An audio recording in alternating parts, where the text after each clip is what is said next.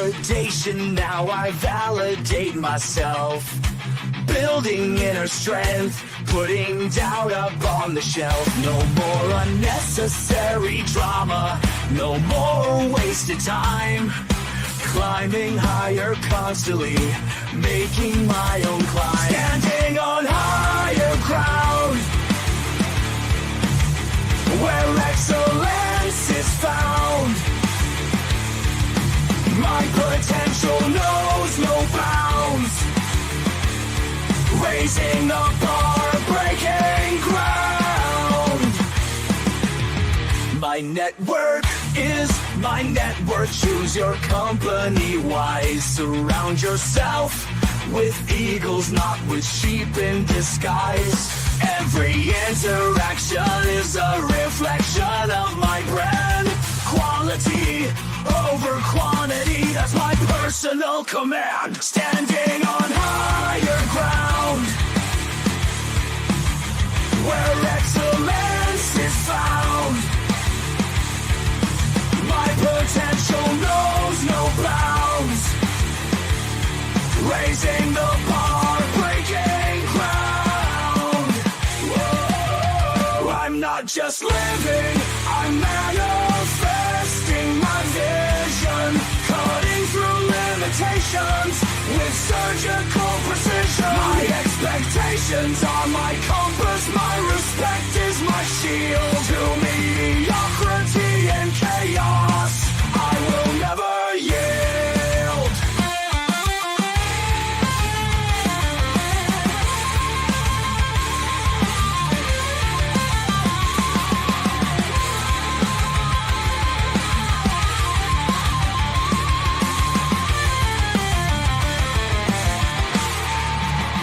I'm not just living, I'm manifesting my vision. Cutting through limitations with surgical precision. My expectations are my compass, my respect is my shield. To mediocrity and chaos, I will never yield.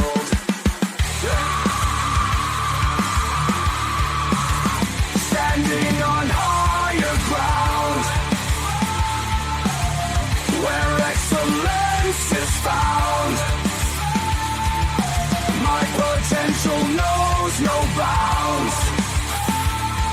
Raising the bar, breaking ground.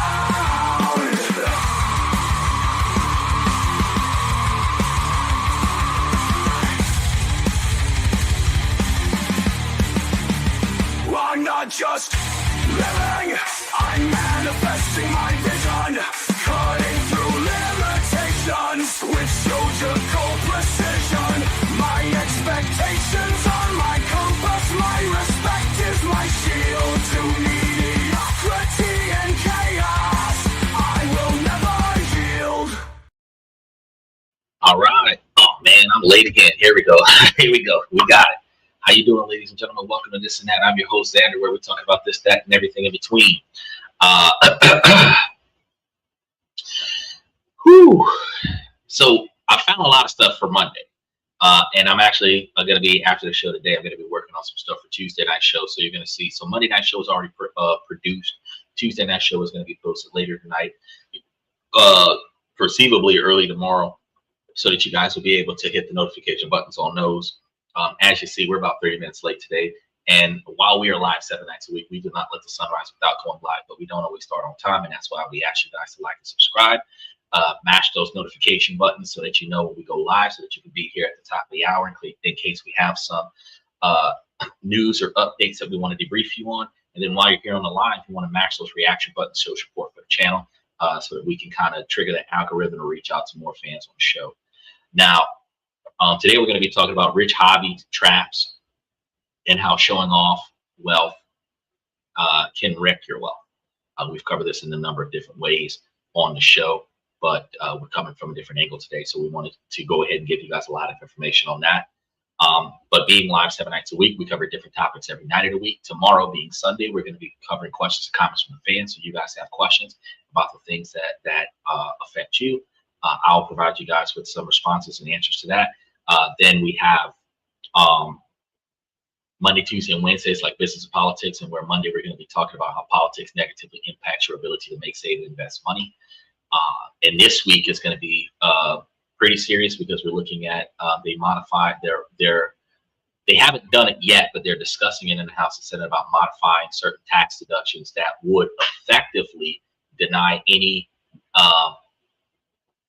unauthorized non-American citizen from receiving reimbursement credits from earned income.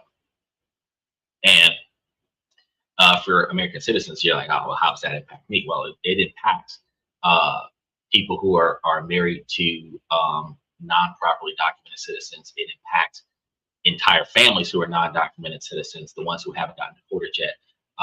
And it will ultimately limit or reduce the quantity of spending capital in that lower 25% market, which would lower capital accessibility to spending, which means that the businesses that thrive off of the bottom 25% market would have less capital going around, which would deprive employers from being able to support the payroll for those particular markets, where the employees in that particular market would not be making would not have as much accessibility to hours as they would. Now, the strangeness to the situation, while it would be a trickle down effect, it is another way of discouraging individuals who come to America without the proper citizenship to receive benefits from the local government. So that's something that we're going to be talking about on Monday. Then another thing that we found out about is that they're taxing Canada some more. So that's going to be a wild thing. And I'm going to be talking about how they found another way to make Canada even more mad. So I expect you guys. I appreciate. Looks like Lucas. Is that Lucas the poser from YouTube? Managed to get himself over there on a TikTok channel. Appreciate you for showing support, my guy. So yeah, we're going to be talking about that, and we're going to be making sure that we cover the taxation and how that's going to work out. And Canada said they're going to retaliate by doing tariff increases. And you just got to understand that discussion is a double-faced sword discussion, because with the back and forth action that they would have with that, there is already an executive order out there that says if tariffs go up on us, that we automatically raise tariffs on them. So if there's a 50% tariff that's being applied to another country due to their performance and behavior, and spoiler, the tariff that's being hit is when a country biasly targets the United States in commerce, they are allowed to be hit with a 50% tariff. Now, it's a wild thing to think about, but if you remember about a year or so ago, when the United States started applying tariffs to Canada because Canada wasn't putting the proper people in position, I do believe it had something to do with covering the border or something to that effect. Donald Trump put a tariff on Canada. Well, Canada retaliated by taking all of the American alcohol off of their shelves and refusing to purchase alcohol from America. That is a biased move. We're no longer doing business with America exclusively. Everybody else we're okay with, but America we're not going to do business with. With that logic, that triggers this tariff, because you are refusing to allow Americans products to enter your country, right? You're refusing to sell American products. And by refusing to sell American products, now America can tax you 50% on your imported goods. So there's going to be some push and pull there. And the reason why we're going to be talking about that is because ultimately this 50% tariff is going to have a negative impact on everything that comes from Canada, including fuels that could be utilized for electricities and other such things. And that could snowball into what's having even more short-term, higher expenses for the bottom 50 and bottom 25 percentile of Americans. So this is going to be something we're going to be talking about on Monday. Now, Tuesday, we're going to be talking about different ways to make, save, and invest money, because Tuesday is the last Tuesday of the month. So we're going to be talking about the dividend rotation watch list. We're going to be going over the out of the 54 stocks that we are watching on our core satellite portfolio. We're going to be going over the ones that will have X dividends produced over the next 60 days. So Tuesday, we're going to be kind of giving you guys insight, including in the current volatile market, about how we can put a large quantity of capital into our pockets by putting our money in the right places where the market is kind of favoring our ability to get kickbacks. All right. Now, then we start talking about on Wednesday, different countries around the world that we can invest in and potentially live in cheaper than the country that we live in, especially if you're living in places like Hong Kong and the United States, because everything in America is expensive. Now, after that, Thursday, Friday, and Saturday, today being Saturday, we talk about self-improvement, personal development, relationship topics, socialization, negotiations, building your brand, raises, promotions, retirement, forced retirement, severance packages, and termination. Then we start talking to you guys about your 20 and 30-year plan. And the reason why we cover all of these things is because half of the things that impact your life is your financial decision-making skills, and the other half of it is your ability to make money in business. I have come to understand that the stress and pressure, part of it at least, that you have on your job is because for the work that you do not make enough money to cover your current standard of living. Your current standard of living is not just your core bills. It is also your financial decisions. And it is not just whether or not you're investing in something. It is also your recreational decisions, your relationship decisions, your family decisions, as we discussed in yesterday's show, how you could be making good money, doing everything right, budgeting all of your money, but still leaking money out of your bank accounts because you're helping out a family member, doing something for a friend, buying a makeup gift, celebrating a birthday or a victory for a family or a friend, doing things for other people out of your money. These are financial decisions. You also have scenarios where you take time off from work, where you schedule vacations so that you can spend time with other people. That takes you away from the extra time you could have had at work. All of these things also directly interact with or impact your ability to make, save, and invest money. So your personal decisions dictates your standard of living. Everything down to whether or not you eat store brand food versus name brand food, store brand clothes versus name brand clothes, quality versus cheap. All of your decisions cost you money. So throughout the week, we talk about different ways to improve how you discuss and address your decisions so that you reduce the quantity of unnecessary spending and improve the quality of the spending that you actually do have, so that 20% of your money can give you 80% satisfaction, right? And then we tell you all of the different ways that you can go about making extra money so that you got more money going around, which would make a lot more sense for everybody, right? Now today, like I said before, we're supposed to be talking about rich hobby traps and how showing off your wealth wrecks your wealth. And I know that some of y'all who have been here for the last few years, or at least the last 6 months, would have seen different ways when we've covered this on the show, how this could in fact negatively impact you, because the difference between stealth wealth, where you build financial security and you don't live like you're poor, instead you live modestly and within reason. You're not the person that's running around buying all the name brand outfits because you're not flashing the fact that you could afford to pay for those brands. You instead just buy what you need, regardless of if a brand is showing or not.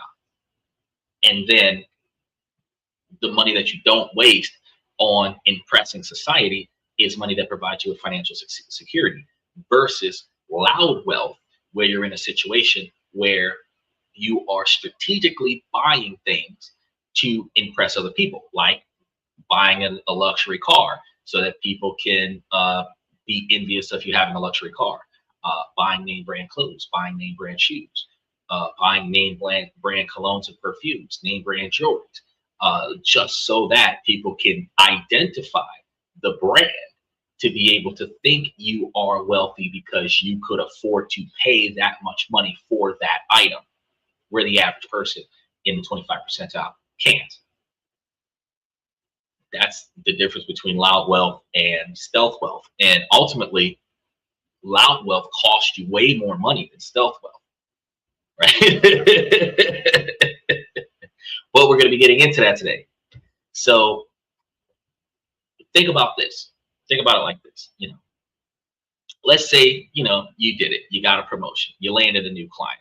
Or let's say you had that successful exit, right? Your income is finally where you wanted it to be. A clear sign of your hard work, right? And you decide to reward yourself. You've earned it. For some of us, maybe it might be that that European sports car or trip to Europe, something that you've dreamed about since you were a kid. Or maybe high-end mechanical watch, a tiny, perfect machine ticking away on your wrist. Perhaps it's a membership to an exclusive golf club. The one with the flawless greens and the right people in the clubhouse, stuff like that. You're telling yourself, this is what success is supposed to look like. This is tangible proof of your achievements. And for a moment, it might feel incredible. The initial thrill, the compliments from friends, the perfect Instagram post, it's a rush. It feels good to be trending, especially when everybody is complimenting your achievements and the things that you try to pull off for yourself. But then you start feeling that shift, and it always happens. It always happens. It's going to be quiet at first, just, background hums of anxiety. The car needs its ridiculously expensive annual service, because if you guys have a Benz or a BMW, you guys understand that the motherfuckers is not cheap to service. Tune-ups and oil changes, shit is expensive. The tires on them bastards are expensive. The brake pads on them bastards are expensive. They even look nice, but they're by far not cheap. The watch doesn't feel quite so special anymore now that you've been eyeing the next model up, or God forbid, you've worn your watch so much that you went into a location where you were pretty much hands-on and you ended up damaging the watch, so now it's got scuffs and scrapes on it. You got one that was lavishly covered in diamonds, which is the worst move you could ever do, and now a few of the diamonds have fallen out. It starts looking tacky. Now you're thinking, I want to upgrade. Your golf game has to justify the staggering annual dues, so it starts to feel less like joy and more like an obligation. But what if that symbol of your success isn't a reward at all, right? What if it's the first gilded bar on a very comfortable and very expensive cage that you're building for yourself? What if your hobby, the thing meant to be your escape, has become your second job? One where you pay them for the privilege of working. This is the rich hobby trap. It's the sneakiest financial trap out there because it doesn't feel like a mistake. It feels earned, like a self-entitlement. It feels like success, but it's a mirage of wealth that is slowly, politely bleeding your future freedom and your actual fortune, one reward at a time. It's almost like, for those of you who play games, video games, and you've got your character, you level up your character, you want to unlock this prestigious armor, right? That has immense power. Everybody is envious of its power. but it has two simple flaws. Flaw number one, you have little to no help with this immense attack, like a glass cannon, right? Problem number two, you also have no agility and dexterity, so you can't dodge any attacks. You're like a walking glass tank, literally. So while you can have this custom legendary armor that probably had to pay to get it, right? That everybody wished they had. But when you get into a match with it, you're more likely to lose than to win unless you're going after first strike and you never miss your target. In that scenario, now you got to put in work to show the victories, to justify buying that armor. You have to put in the work and schedule the matches with the right players that you're going to get that instant win on, so that you can have that reputation that that legendary armor was worth getting. It's not. Because instead of you enjoying the fact that you have something that very few people have, you're grinding to justify it for yourself, not for everybody else. Because everybody else is like, oh man, I wish I had that. But what if you're riding around in a car that requires premium gas and you can't afford premium gas right now? Right? Now, let's get one thing straight. Tonight's lecture is not about not enjoying your money. I mean, the whole point of earning more is to improve your life, of course. The danger isn't in the spending. It's in the pattern of spending that we end up falling into. And often, without a second thought, we just dive right in and don't even care. The rich hobby trap is a specific and particularly sneaky kind of lifestyle inflation. You've probably heard of lifestyle inflation on our show quite a few times, or lifestyle creep. We've covered it in plenty of different scenarios. It's what happens when your spending rises in perfect lockstep with your income. You get a $10,000 raise and somehow your monthly expenses manage to expand by about $800 a month. The raise vanishes before it ever has a chance to build your wealth. The gap between what you earn and what you spend is where wealth is built, not the size of your paycheck. So when that gap stays the same, let's say you go from $50,000 a year on a $40,000 a year income or lifestyle to say $100,000 a year on a $90,000 a year lifestyle. Their gap is $10,000. The gap was always $10,000. And let's say you spent that remaining $10,000 instead of building your wealth every year, you spent that $10,000 on vacations and partying and hanging out with friends. You ultimately spend 100% of your money every year, even though you've doubled your income. That's what we're talking about. So when that gap stays the same, that's when you start feeling like you're on a financial treadmill. You're running faster and faster, but you're still staying in the same place that you were before because you got a better job, more prestige, but you have more responsibility, more of a workload. You might be able to delegate some of it, but you have more responsibilities and you still have little to nothing to show for it because while yes, you have a nicer car, you no longer value that car when you've been driving the same car for the last 6 months. Yes, you have a nicer house, but you're not able to value that house because you're never home because you're working 6 days a week. Yes, you have all of these extra memberships with all of these extra places, but I mean, you don't get the benefit from those things because you work 6 days a week. What good is a gym membership if you can't go to the gym because you don't have enough time? You can talk about it in passing, but you're paying for a membership that you can never use. The rich hobby trap is going to be more insidious than just upgrading your coffee.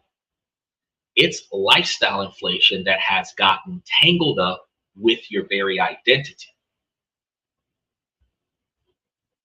It's the point where a hobby stops being about intrinsic joy, the pure pleasure of activity, the skill you're building, the peace that it brings you, and it turns into a performance.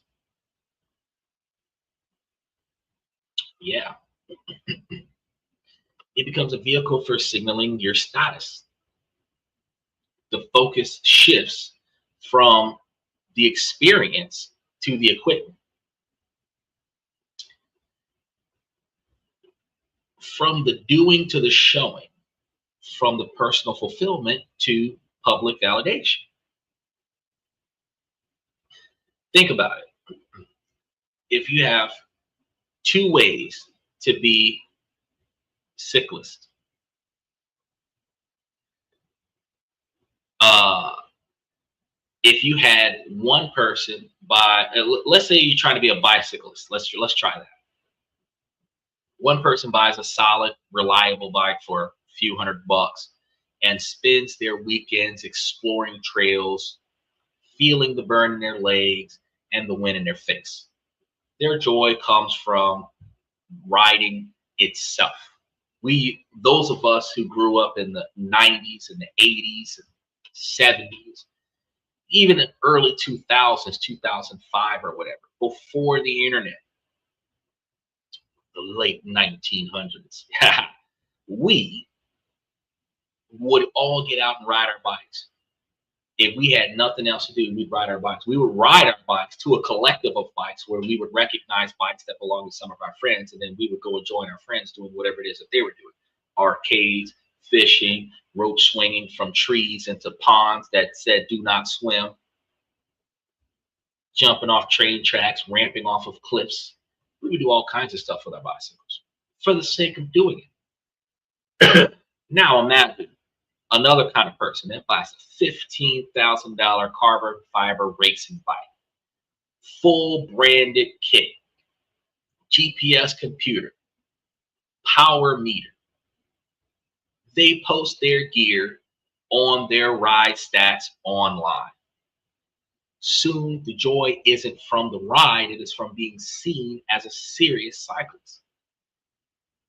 From having their gear that validates their sport in that tribe, and that spending never stops because maintaining that identity requires constant upgrades, better helmets, better video cameras to record yourself riding. Then you got video editing and posting content. The hobby is no longer a restorative escape. It has become a reoccurring and growing line item in your budget.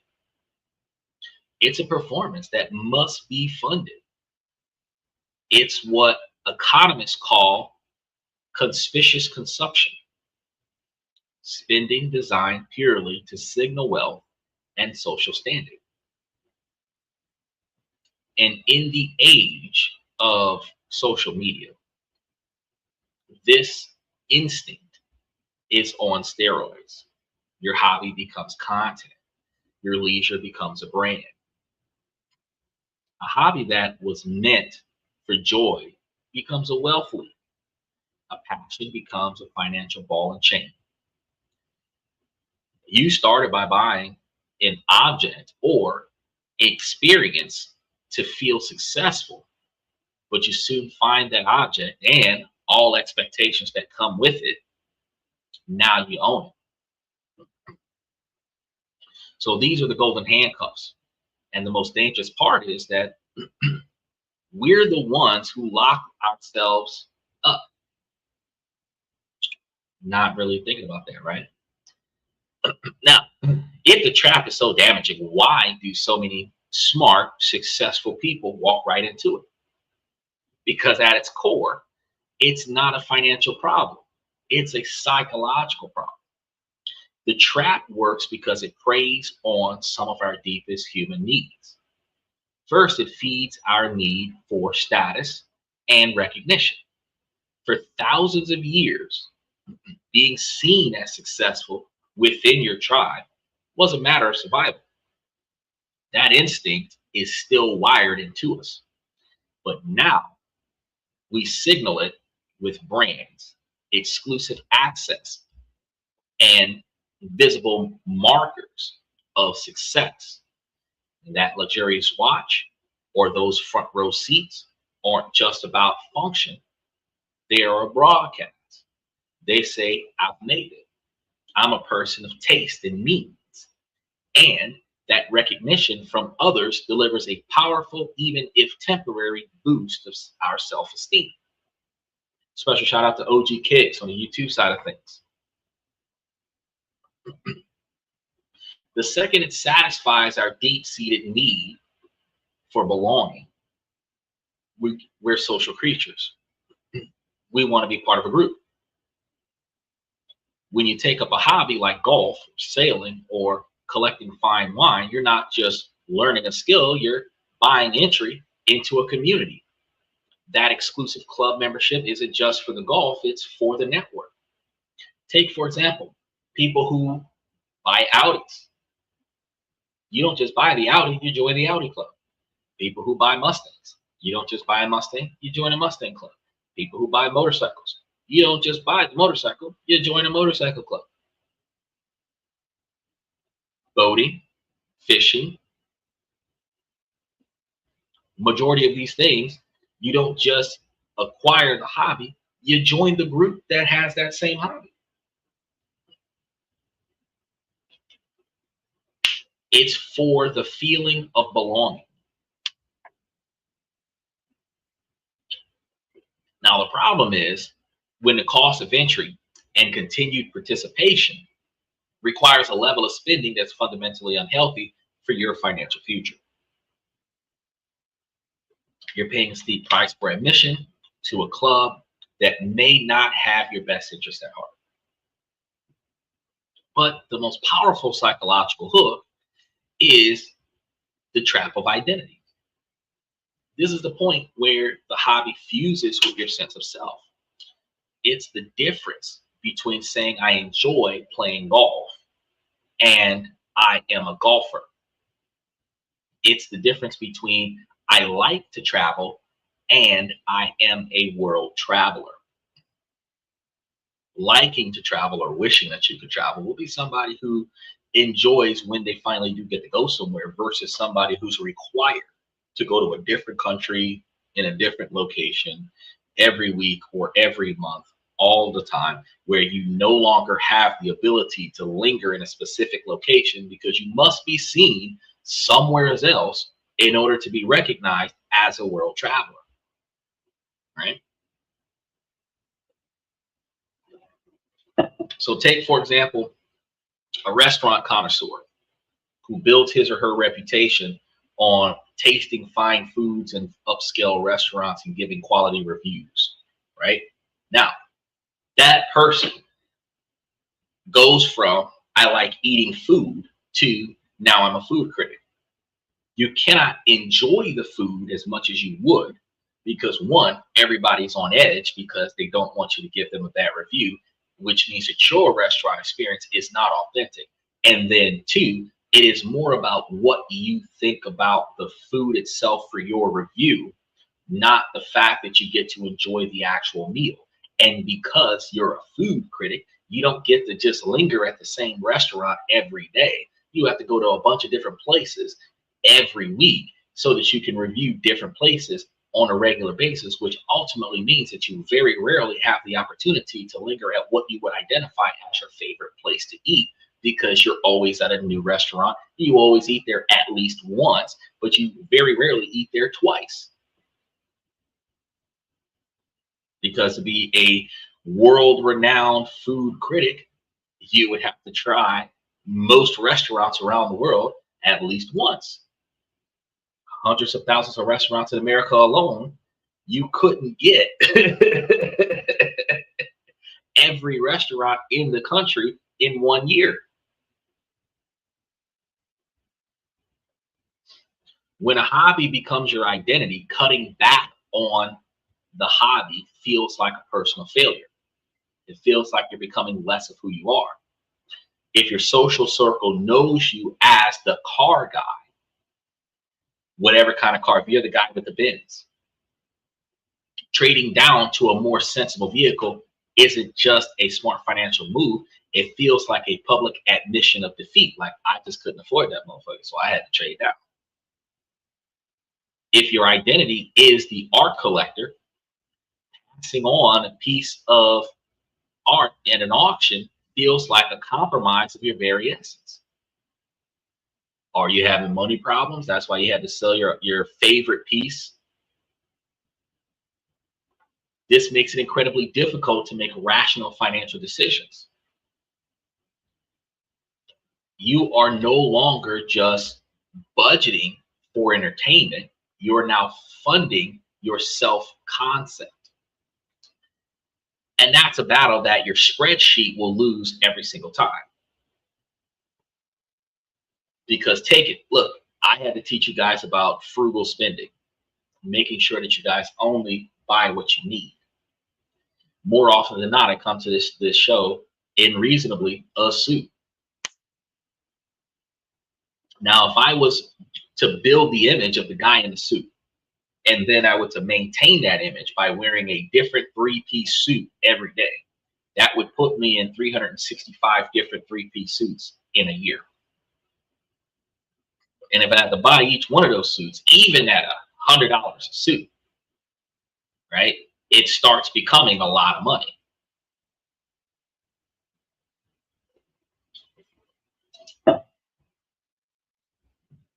This is going to be where we have to draw a critical line. Now, research suggests that hobbies are incredibly good for you, supporting mental well-being and reducing stress. Engaging in creative activities can lead to an improved sense of well-being and can even boost problem-solving skills at work. They are very powerful antidotes to burnout, which is one of the reasons why a lot of major companies have family day and sports leagues and stuff to that effect to kind of aid with, you know, your ability to function on the job. We've also talked about on the show multiple times that when you're going to another country and you're trying to like plant roots and find the right people, that finding hobbies, finding shared hobbies is one of the best ways to go about doing it.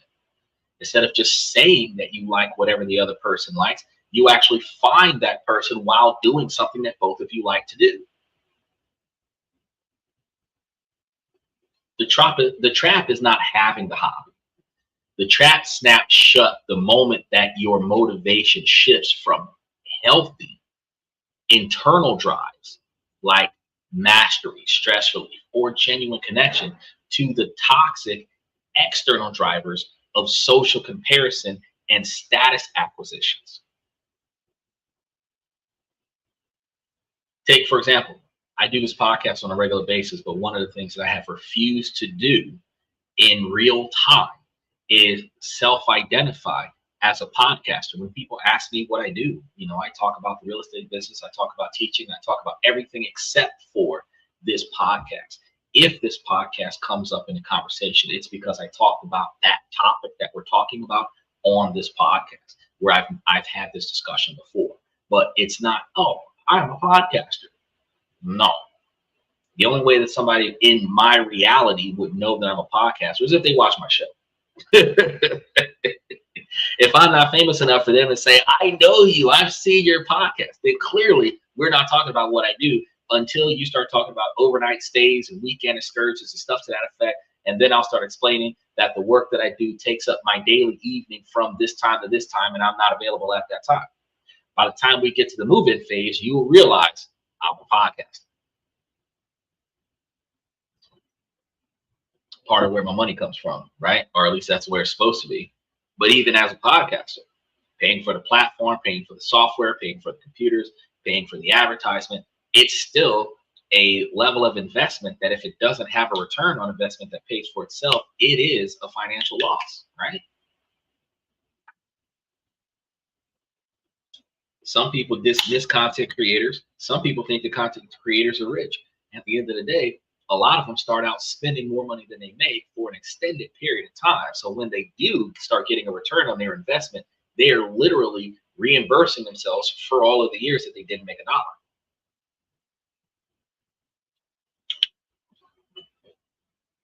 So it is a very difficult startup.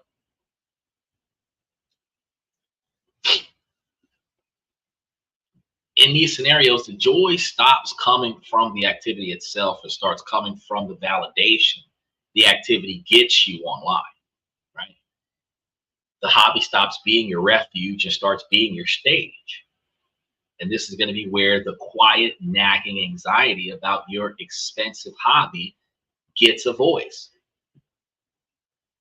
This is going to be where we look at the numbers, not in the same abstract, boring way, but in the concrete language of your future freedom. The financial mechanics of the rich hobby trap are devastating because they work silently, compounding against your assets year over year for decades. So let's start with one of the most important concepts in financing, which is opportunity cost. We covered this a couple days ago, matter of fact, recently. Every dollar you spend today is a dollar that you can invest tomorrow. Simple enough, right? But what's harder to see is the ghost of the money that dollars would have become. This is the magic of compounding growth. So an invested dollar doesn't just sit there, it earns returns, and those returns earn their own returns, creating an exponential curve of wealth. The more you put in at higher interest rates, the more you get out, right? So let's apply this to the trap. Imagine two people, both of them same age, each of them got $20,000. Imagine the first person, tired of their old watch, has been eyeing a beautiful, luxurious $20,000 timepiece, right? He buys it, looks fantastic, gets a lot of compliments. It's a visible symbol of his success. $20,000 watch, that's more than a brand new car. Now, imagine the other guy also gets a bonus and is tempted to buy the same watch, but instead pauses and decides to invest that $20,000 in a simple low-cost index fund for, let's say, 8%, hypothetically, averaging annual returns. And remember, past performance, no guarantee for the future results, but for 25 years, the guy doesn't touch the money. He just puts it in there and leaves it there. They find themselves both 60, which is about 25 years later. What do you think their situation is going to be? Well, the first guy, 25-year-old watch. Let's be generous and say that the watch held its value, because actually a watch, just like a car, is a depreciating value until such time as they reach the antique status, and then and only then, if they're reasonably in mint condition outside of being worn, that they would have a higher value than what they would have had equivalent to when they were sold fresh off the lot, right? So let's say that it retained its value really well. It didn't depreciate.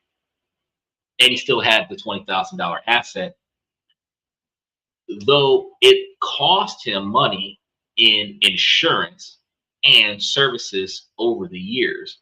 He still spent a little bit more than the regular $20,000, because yeah, you get a $20,000 watch, you're probably going to insure that fucker, because if something happens to it, if it breaks, you're going to want to get it fixed without having to pay exuberant quantities of money. If it gets stolen, you're going to want it to get replaced so that you don't have to lose out on a 20 grand watch. But let's say you paying, I don't know, $100 a month for the insurance for a $20,000 watch. It makes sense in the moment until you start thinking about $12,000 a year for 25 years. Or no, $1,200 a year for 25 years, where you'd have been spending like $25,000 over the course of 20 years on the $20,000 watch to insure it for 25 years, right? You would have effectively spent twice as much money to protect the watch over the 25 years that you had the watch. Now, imagine guy number two, the one that put the $20,000 in a high interest index fund, didn't mess with it anymore, didn't put anything else in it, grown nearly to $137,000. If you let that sink in for a second, guy number one buys a watch. Guy number two buys a significant down payment on a retirement home. He bought the freedom to retire a year or two early. He bought security. The other guy owns an object that tells time. And yes, at some point he can potentially sell it if he finds the right person that values that 25-year-old watch and is willing to pay the $20,000, maybe even $25,000 or $30,000 for the watch. You can get back a little bit of the money that you spent on the $25,000 or $30,000 worth of interest payment, or not interest, insurance payments that you paid to protect the watch. Right? And that, if he doesn't short sell the watch, because it just hit me, if he didn't short sell the watch, bringing it to a pawn shop, potentially only getting 50% of the value of the watch because you were trying to hawk it in an emergency. Where in that scenario, your $20,000 watch would probably go for $5,000 or $10,000.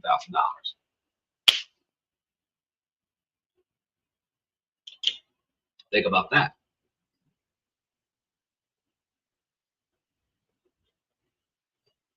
Guy number two might own time itself. So while guy number one might own the watch that can tell you what time it is, guy number two owns the time itself.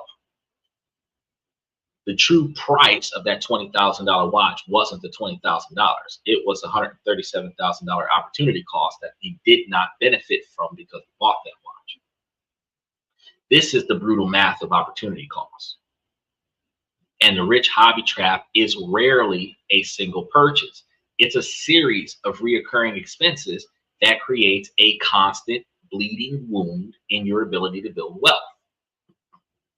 This is going to lead us to the second mechanic, which is fixed cost fragility. Many rich hobbies aren't just one big purchase. They're a subscription to a high cost lifestyle. That golf club membership isn't a one-time fee, it's an annual due. Locker fees, mandatory spending at the restaurants, the outfit, the golf clubs, the shoes.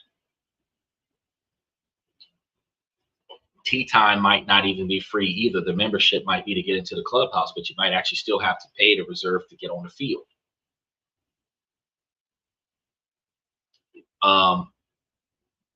That show horse isn't just the purchase price.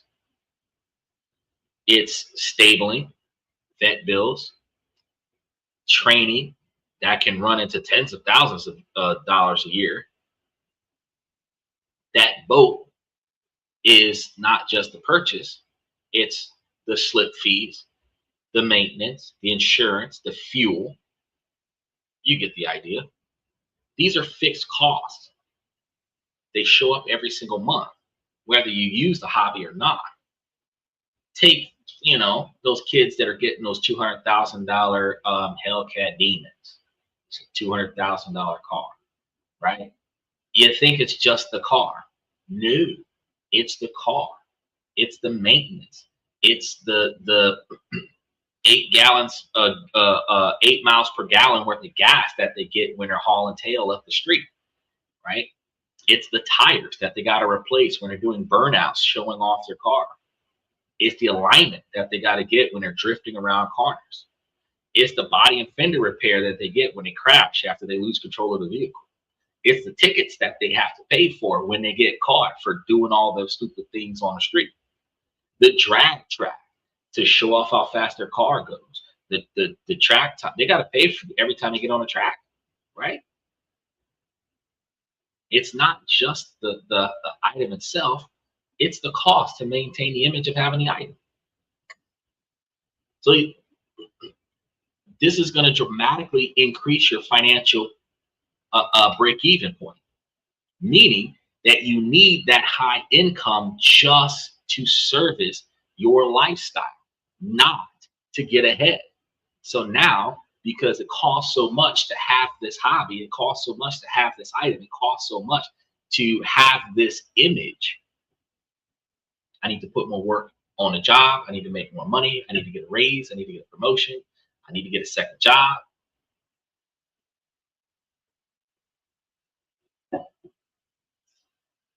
This makes you financially fragile. A job loss, a market downturn, or, God forbid, health issue can turn your dream lifestyle into a nightmare of bills that you cannot escape from. You've successfully built that golden cage with all the appearances of wealth, but none of the freedom. Finally, there's using debt to fuel the fire, which is always making a bad situation worse. Sometimes the pressure to keep up is so intense that people finance their status hobbies. They take out loans for the luxury cars or put their designer gear on a credit card. This is a financial poison. You are now paying interest on a depreciating asset.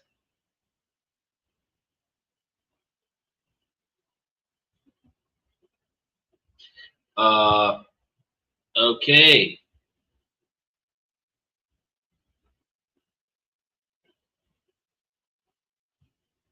Oh my God. So we had a buddy come in and he managed to get himself blocked really quick.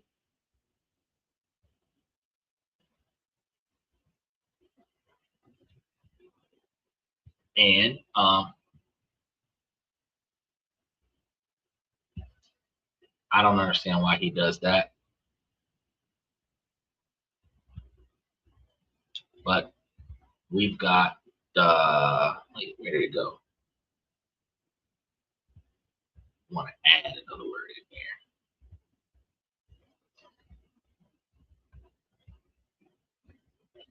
Save that. There we go. And there he goes again. Mute. All right. So back to the fun stuff. We were talking about the financial poison. I said y'all need to behave in this comment section. I was serious about that.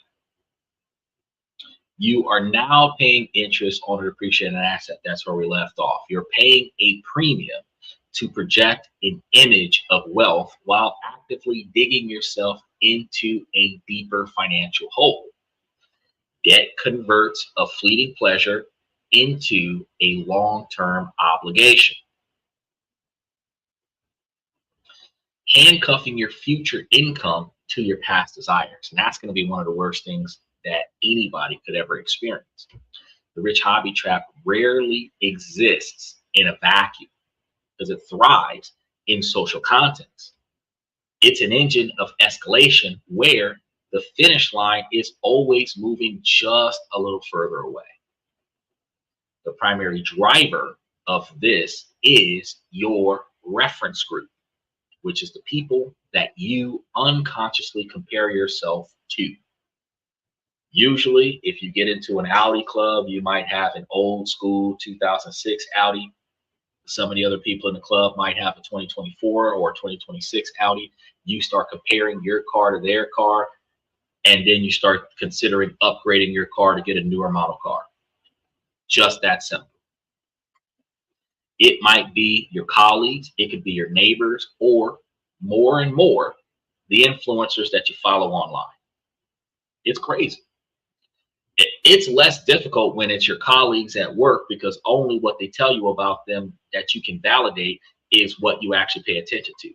It's easier to deal with when it's your neighbors because unless you're living next to a very wasteful neighbor, it's within reason, right?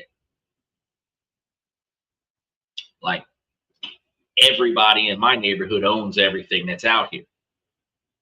So the effort in which we put into keeping everything looking right, that's the effort in which everybody's property looks the same.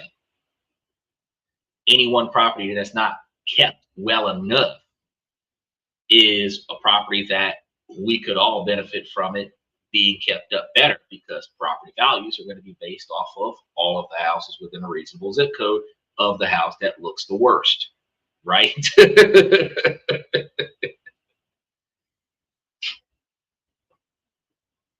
When your reference group starts normalizing extreme spending, that's when you have a problem. Take collectible trading card games, the biggest fad in the 90s and the early 2000s. If you get in a group where very few people are buying trading cards, everybody's got reasonably the same quantity of cards, you guys trade back and forth, everybody's having a good time. You got big spenders in your group where they're buying cases of cards, they've got hundreds of thousands of collections of cards, and then they're coming back and showing you all the rares, all the foilies. You're compelled to go out and buy until you get a card yourself, whatever they've got. They might give you one of the older versions of the one that they've got, but you're compelled to go out and buy more of the ones that they don't have, or more of the ones that you don't have, whichever one comes first. Your own baseline for what is normal gets warped, right? So if everyone in your circle drives a German luxury sedan, a reliable Toyota suddenly feels inadequate. If everybody in your circle has a BMW or a Benz, you driving a Nissan doesn't feel right.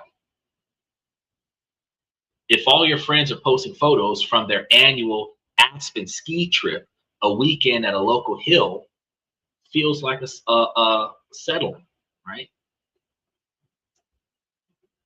This is especially potent on social media, which is basically a 24/7 global Olympics of showing off, which is one of the reasons why I try my hardest not to post any of my personal life outside of the dogs on the channel. You know, you don't see the direction of travel, you don't see the roads, you don't see the cars, you don't see the houses, you don't see the business, you don't see anything that we talk about on the show, because the culture of showing off by comparison is something that I refuse to allow myself to get too far into. And this is because you're no longer just keeping up with the Joneses next door. You're trying to keep up with a curated, filtered version of thousands of Joneses from around the world.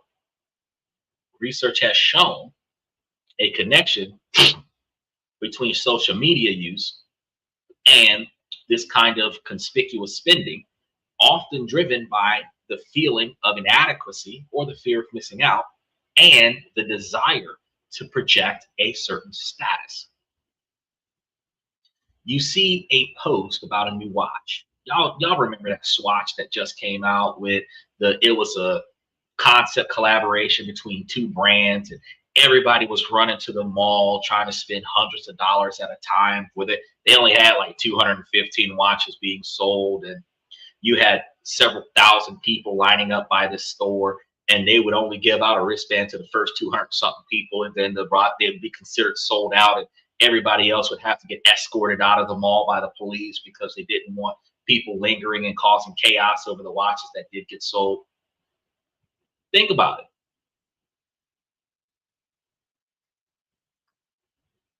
it.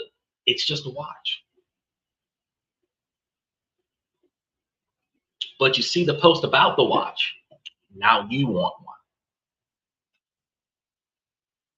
And a seed of desire is going to be planted just because of that. An algorithm.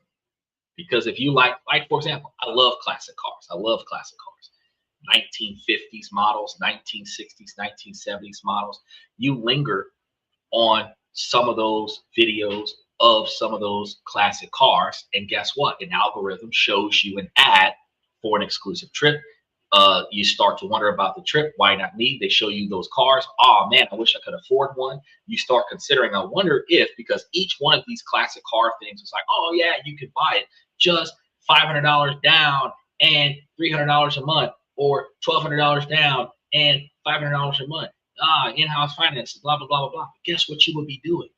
Oh yeah, we ship it to your house. So you could be in any state in the country They're going to tack that shipping fee to your bill. They're going to charge you whatever they're going to charge you in interest. You're just going to keep giving them $500 a month until you pay them off, whether it's 2 years from now or 5 years from now. But guess what you're doing? You're taking on a $500 a month payment. If you own your own car and you want this classic car so bad because you see it online, you're willing to pay $500 extra dollars a month for a car that within 2 years, you're going to have to start fixing on the same way you have to fix on the 2 cars that you own, where you could have spent $500 a month fixing the cars in your driveway.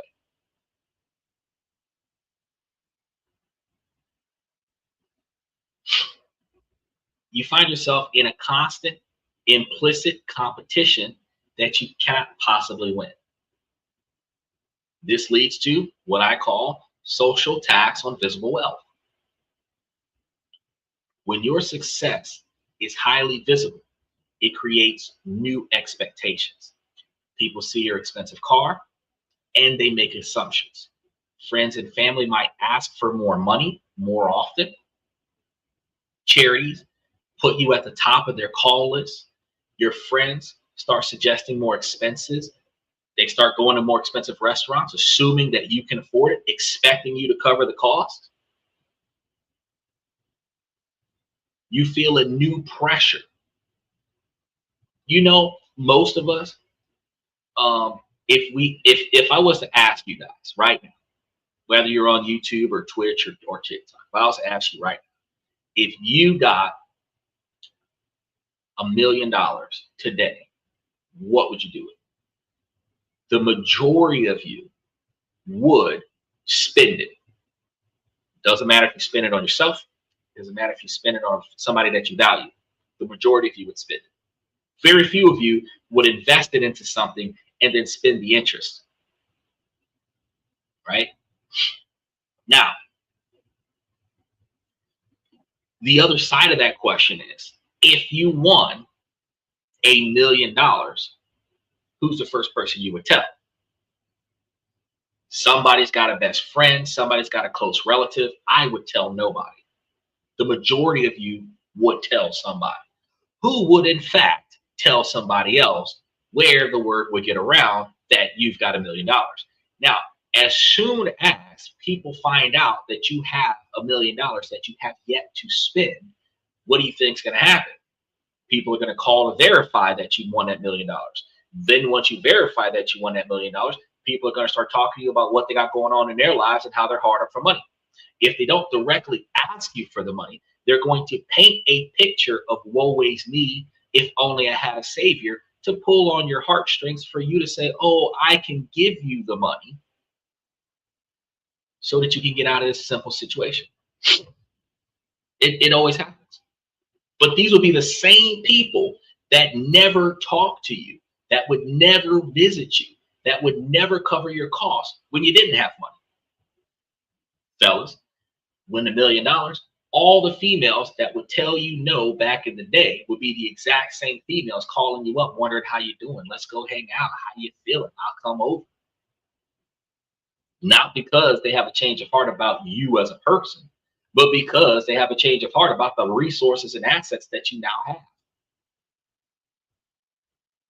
Think about it now. When you start feeling that new pressure, the pressure to maintain the image that you've created, you become a prisoner of the expectations your own spending has set for you. Special shout out to V. I really appreciate that today. Saying no once you reach this point feels like you're failing to live up to the role that you've been casted, the role that you actually casted yourself for. This social tax is a real cost, an additional financial drain on top of the hobby itself, fueled by social pressure and funded by your future freedom. So at this point, you might be thinking, so are all expensive hobbies bad? Should I just sit at home and watch my bank account grow? Absolutely not. That would be a miserable existence.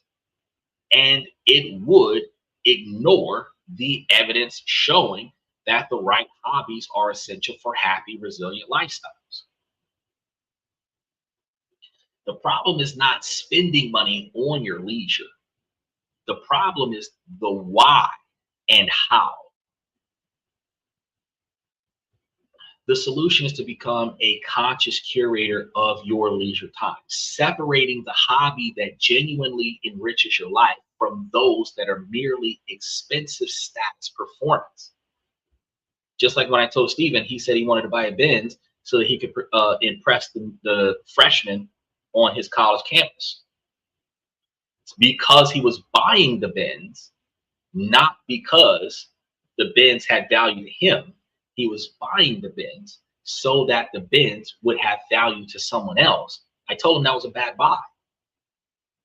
The $9,000 that you would spend on a Benz, you could spend that $9,000 on your Toyota and potentially rebuild it from the ground up. Again, Nissan Versas are like $8,000 to $10,000. So the $9,000 you spend on a used Benz, it could be a brand new Nissan Versa. And any person who's walking and values the fact that you will offer them a ride would value the fact that you're picking them up in a brand new Nissan Versa versus valuing the fact that you're picking them up in a Benz. Because either way, they're not walking. Think about that.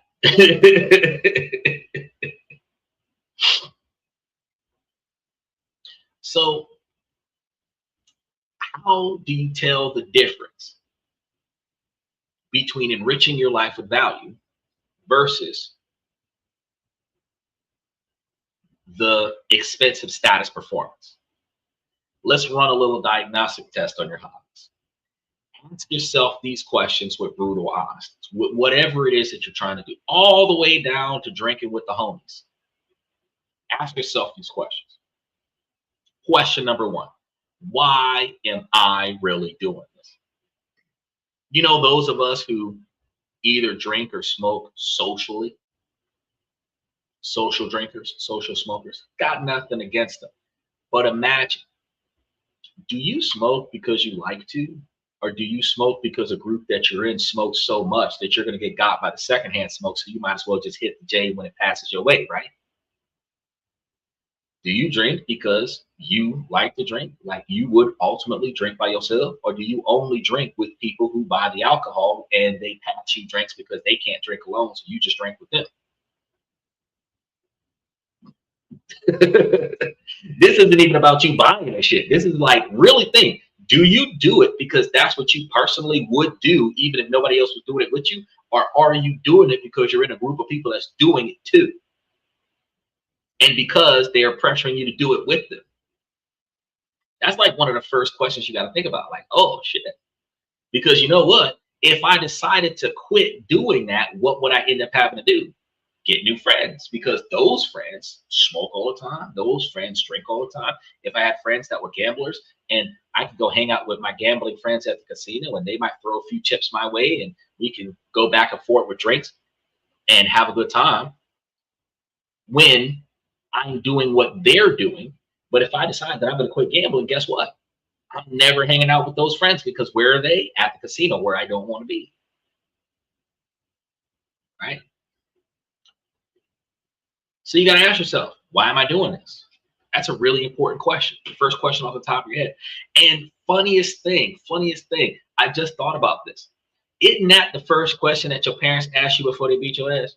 When you was a kid, when you got into some stuff that you wasn't supposed to get yourself into, and the first thing your parents asked you was, why did you do that? There was no right answer. You would always say, I don't know. And that was the worst answer to give, because you didn't even have a valid reason for doing it. And that's what you got the whooping for. Not because you went out there and did it, but because you had no valid reason to do it. You were doing it because everybody else was doing it. And what's the first thing your parents come and tell you? Oh, well, if your friends jumped off a cliff, would you do it too? I raised a leader, not a follower. Monkey see, monkey do. Y'all have heard all of those. So as adults, why are we still doing it? Ask yourself that question. Why am I really doing this? Is your motivation coming from inside or outside? A healthy hobby is driven by joy, passion, or the desire to learn. A rich hobby trap is driven by the desire for recognition and status. If you couldn't post a picture of it online, would you still spend the money on it? If I wanted to go on a vacation for the sake of going on a vacation, I would go on a vacation. If I talked about it in passing, you would never see a photo, you would never see a video, because I went for me. I didn't go for y'all. If I went for y'all, check out my live, check out my video, check out my pictures from when I did X, Y, and Z, so that I could get a million views off of you watching me in another country. If I'm going live every day of the week, because that's what I said I was going to do for my podcast, and I just so happened to go live in a different location, I'm not going live because I want you to know I'm in another location. I'm going live because I said that I would go live every day of the week, and no matter where I am, I end up going live as long as I have internet. Which, again, is a hindrance, because now I must go to a place that has internet when I travel to other countries so that I can go live. So you already know, first thing I got to do is budget for internet. Crazy, right?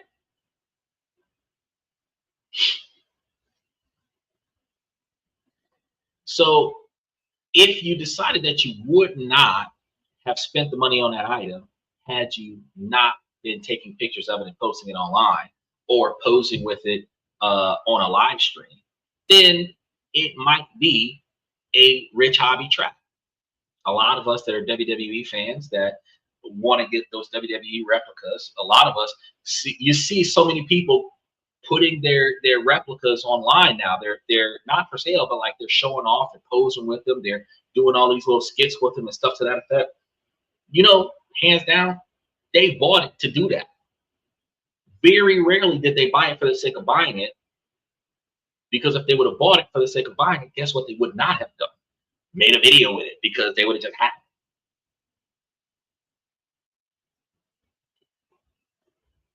Question number 2. What matters most in this hobby? Is it the gear or the experience? In a healthy hobby, the experience is what matters. The gear is just a tool. In a rich hobby trap, the visible signifiers are what matters most. The brand name, the exclusive venue, the logos. The gear becomes the centerpiece, a substitute for skills. Let's go back to those collectible trading cards. It's not about the fact that you play the game. It's about you having the rare. It's about you having the foil. It's about you having the one unstoppable card that trumps every other deck in the league. Now it's not about just enjoying the game with the other people in the room. Now it's about buying a specific pack that has a specific card in it that you can add to your deck to make your deck reasonably considered unstoppable. Think about that. Question number 3. Does the spending have to keep escalating? Before we even talk about the difference between the two here, let's imagine those folks that are in those car competitions. You're not just buying a car and working on a car because you like working on cars as a hobby. You're doing custom paint, custom rims, custom tint, custom body kits. Then you're towing them or driving them to specific locations where you're putting mirrors under the car to show the custom chrome exhaust and all of this other stuff, where you're spending hundreds of thousands of dollars, where the parts start getting more and more expensive. You went from fixing the car for yourself because you value an antique car and you want to drive that antique car. You want to work on an antique car for yourself, a self-accomplishment, something you probably used to do with your father or something to that effect, to putting enough money into this car for the people who see this car to like this car. Think about the fact that a healthy hobby usually has a cost ceiling. You buy a good guitar or a solid pair of hiking boots, and you can enjoy that hobby for years with minimal extra spending. In a rich hobby trap, the spending is a moving target. There are always going to be levels to this shit. The next level of gear to buy to maintain your status is going to cost more than the last level. The spending is chronic, not a one-time event. Think about pay-to-win video games. In order for you to be number one on the leaderboard, you have to spend more money than everybody else. You get somebody with deeper pockets than you, you become number two. In order for you to stay number one, you have to now increase your spending in order to beat out number one. So, question number 4, does it build resilience or fragility? And resilience doesn't mean like bodybuilders, it makes me strong, because those bodybuilders spend a lot of money working on their body. They don't just spend all day, every day at the gym pumping weights. They've got supplements. They've got extra equipment that they have to utilize outside of the gym. They have different diets. They spend a lot of extra money on a lot of other things. Then buying clothes for themselves is way more expensive than the average person, because they don't have the average build. So they cannot get straight off the rack attire. They have to get custom built clothing, which costs more money. And then they have to get flex fit, custom fit clothing, because if they move a bicep or tricep the wrong way, they didn't bust out of their clothes like the Incredible Hulk, which means that they replace clothes more often. So even bodybuilders have to think about the difference between, does it build resilience financially or fragility? A healthy hobby often is going to build some resilience for you. It's going to teach you patience. It's going to give you a way to de-stress. A rich hobby trap often builds fragility, because it's going to add financial pressure. It's going to create anxiety. And that anxiety is going to be about keeping up with the other people in that exact same culture, adding stress rather than relieving it. You've ever been on a vacation where you did so much stuff, you came back from the vacation more tired than what you was when you left? The hell was you doing all that shit for? A vacation is so that you can stop applying yourself. What you applying more to your vacation for than what you applying to your day-to-day job, so that you could experience so many different things that you can talk about with other people when you came back. Take pictures of everywhere you was and everything that you did, so that you can show people when you get back that you had a very eventful vacation. But you know how eventful your vacation would have been if you would have slept? That would have been more beneficial to you. Wouldn't have been no photos, but it would have been more beneficial to you. Think about that. Question number 5 is going to be, how flexible is it if your income changes? Sometimes a hobby, if you can afford it, is a reasonable hobby. Certain things like running doesn't cost you a dollar.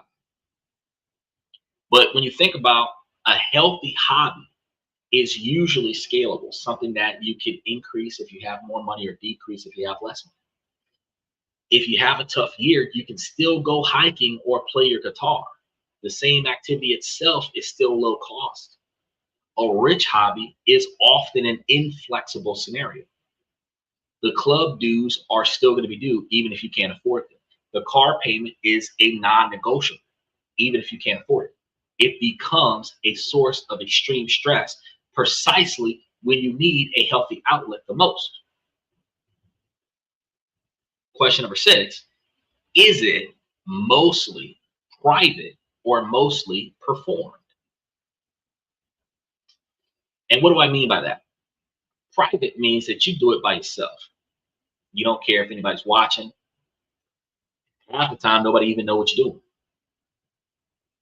Perform is when you have to project to other people that you are performing this particular task, that you have to take photos of it, you have to take videos of it, you have to show those videos to the people that you know in person, where you recorded it on your phone. You're like, oh, hey, look, this is me doing X, Y, and Z, or posting it up online so that people you don't know can see what you do in your personal life. A healthy hobby is something that you do even if nobody saw you doing it. The joy is supposed to be for yourself. A rich hobby is a trap at its core, and it is a performance because it requires an audience. The joy depends on the reaction of others. When you're doing something like when Steven said he was going to buy the Benz to get freshmen. Hey, if he did get freshmen because of the car, he would be proud of the fact that he got the car. But what if he got the car and all the girls that he talked to would have preferred that he got a G-Wagon? He would have been disappointed because the goal was to get girls, not to get a car that he values. It's just like I seen a video online where this mother, it went downhill after that. Started talking about how she bought her kid a pair of Jordans. First problem, branded clothes. And the child didn't like the shoes because the kids at the school was making fun of the child for the kind of shoes that he had, calling them Mexican Jordans. So the mom asked the dad, what's going on with the shoes? And the dad verified, yeah, the shoes are usually identified as that because they're like, I think they're like Jordan 6 rings or some stuff like that. And I'm sitting over here looking like, you spent $200 on a pair of shoes and that's what you're worried about is what other people think about them. So now the mom is offering to buy a different pair of Jordans for the kid so that the kid isn't picked on by other kids in the school. Me, myself, I would have two options. Either take my kid out of that school and put him in another school since he's clearly being bullied by his peers, or go talk to a school to put a stop to the bullying, if at all possible. And if it's not possible, again, I'd default back to take my kid out of that school and put him in another school. Why am I spending $200 something for somebody else's badass child to validate my child at school? My child should be lucky he got shoes on his feet, because like y'all remember what our parents used to tell us back in the day, there's somewhere on the other side of the world they got children that don't got what I got, right? You better eat that. There's children in Africa that don't have a meal to eat right now. You better wear that. You got homeless people, children don't got clothes. You know, y'all, we used to always get told that stuff when we was growing up. I don't know why the fuck that shit stopped. But why is my child, this woman sitting up here, she's why is the child sitting over here, you know, oh, you know, my classmates are picking on me because my Jordans are not the Jordans that they prefer. What? They didn't even buy them. Who gives a fuck what they think? Shit. But for a child now, I don't know, 10, 12, 14, I don't know. But for a child that age, you should have bought 4 pairs of shoes for $50 a piece. Fuck Jordans. That's what I'm saying. Kids wouldn't have shit to say. He would have had a regular pair of shoes on his damn feet. Yeah. Matter of fact, you could have got him a pair of Nikes, Reeboks, some Skechers, or something like that. Still branded shoes for like $40. And then took the other $150 and got him a bicycle and let him ride his bike to school where everybody else is riding a bus. They would have been jealous that they don't get that kind of freedom. I don't know. When it requires an audience, the joy depends on the reaction of others. You got to understand that that is not what you want for yourself, and that's not what you want to teach your kids. So you want to take some time, you want to run your hobbies through this test, whatever it is that you like to do. Same thing, like Steven said, he likes to buy Jordan. I mean, Nikes. He's a very big Nike. And I appreciate the fact that he's got a very big portfolio on top of this because he invests in his future. But ask him, he's got more shoes than he can wear in a year, right? So are you buying these shoes for yourself, or are you buying these shoes because you like the way people compliment you when you wear those shoes? That's the question that you ask. Not, is it a waste of money because I have too many shoes? Because you can be a shoe fanatic. You can buy 1,000 pairs of the same shoe in different colors because that's what you want. And there's no problem with that. But if you bought 1,000 shoes so that you can wear a different pair of shoes 1,000 days in a row, so that the people that you wear those shoes in front of can compliment the fact that you never wear the same shoe twice, Now it's an image of external validation. That's a problem. You want to understand your true motivation. That's going to be the first and most important step in disarming the trap. Recognizing the trap is going to be one thing, but escaping it requires a fundamental shift in your mindset, followed by a set of practical rules. So make sure that you guys like and subscribe, mash those reaction buttons while you're still here, because we got a lot of things we're about to go through here. So this is not going to be about deprivation. It's going to be about intentionality, right? It's about deciding your money will be a tool for your freedom, not fuel for public performance. The core of the trap is confusing looking rich with being wealthy. They are not the same thing. In fact, they're often opposites. Visible wealth is what you see: the luxury car, the designer clothes, the sprawling house. It's loud, it's impressive, and designed to signal success. It buys admiration. I remember back when I was in college and I bought $13,000 worth of suits. Every outfit I wore turned heads. I used to go have a photo shoot every time I left the house because nobody ever seen suits like that. And I wore them year round.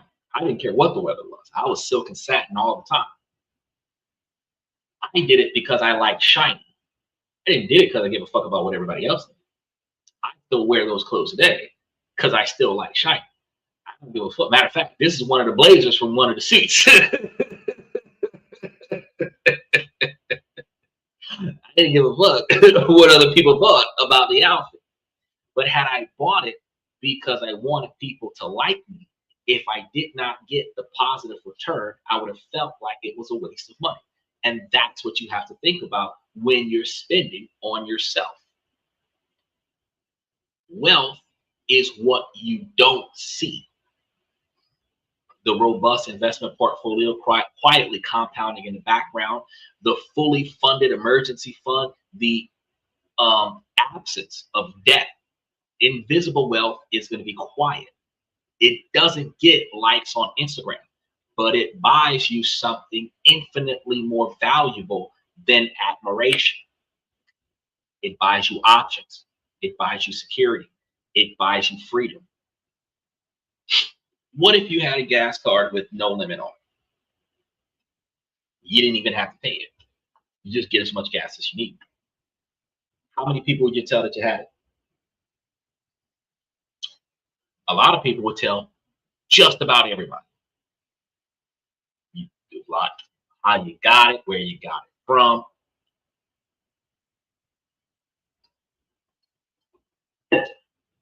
But have you ever heard of trade secrets? Trade secret is having an inside scoop on ways for you personally to benefit in the situation that you're in that nobody else knows about. You typically do not release trade secrets until you are no longer in the trade. Why? Because the secrets that you hold is your leverage in life. You know where to go to get free gas. You don't tell anybody. Why? Because if everybody knew, it would no longer be free. Because how many people will let free gas go on a regular basis? If it's just one person, it might be all right. But when it starts being 100,000 people, things start changing. You got to think about that. A person with high visible wealth and low invisible wealth is fragile.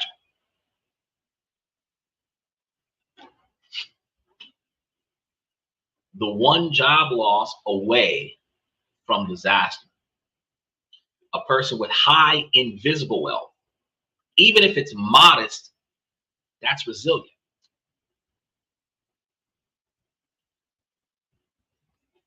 They have the power to say no. They have the freedom to walk away from a toxic job, start a business for themselves, or weather any storm.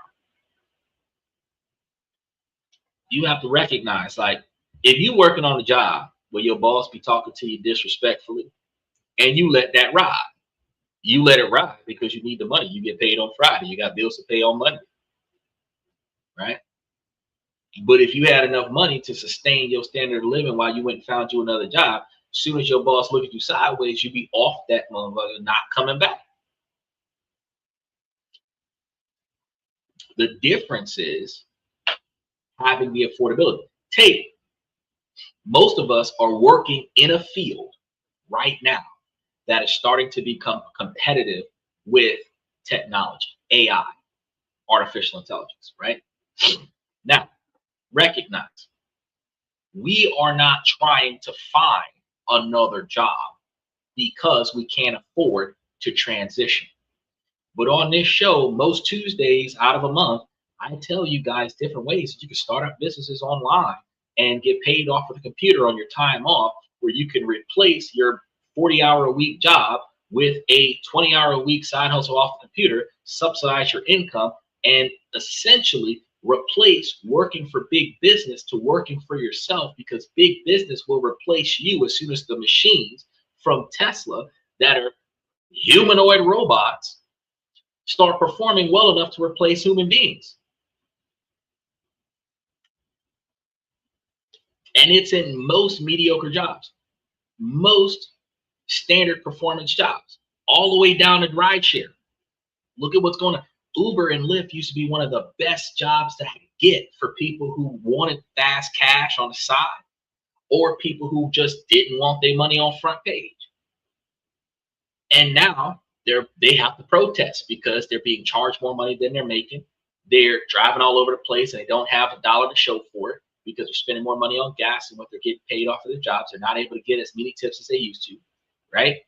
The market is oversaturated, so you might spend 8 hours out of the day, and instead of getting your $150, $200 an hour worth of rides, now you're stuck with probably $10 or $15 an hour worth of rides, where you're basically getting minimum wage all day long before you take gas out.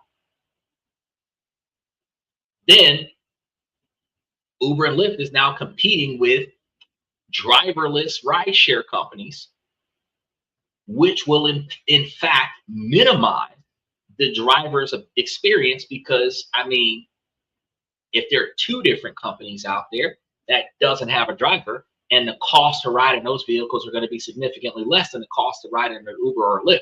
Think about how much cheaper it was when we went from yellow cab with the cab company to Uber and Lyft with personal vehicles. The cab company lost a significant quantity of money, and those drivers essentially lost their jobs. When people start paying more money towards driverless cars, people who are driving for a living are no longer going to have those jobs. Same thing with the truckers.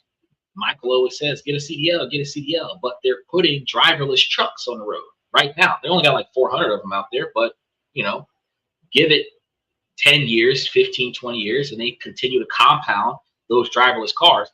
As they increase the quantity of driverless rigs out there for CDL drivers, it starts becoming harder and harder for you to get another job, because you get paid by the trip. You don't have a guaranteed hourly wage job. You get paid by the trip, per mile, per minute. That's what you get paid by. So if you drop off this load and there's 30 trucks taking the next load, what load do you have next? You don't. So most of us fail to say, well, shit, I don't want to work for somebody else my whole life until I retire. I want to work for myself until I retire. We do not have the financial security, more often than not, to change from working for somebody else to working for ourselves.